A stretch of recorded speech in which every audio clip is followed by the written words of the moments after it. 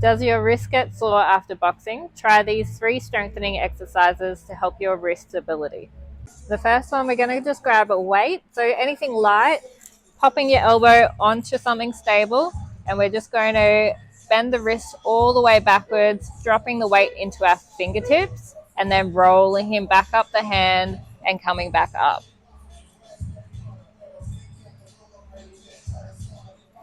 The second one, we're just going to come in a sideways motion. So same again, we're going to pop our elbow on, holding the wrist nice and straight to begin, and just popping the weight down sideways and then back up again.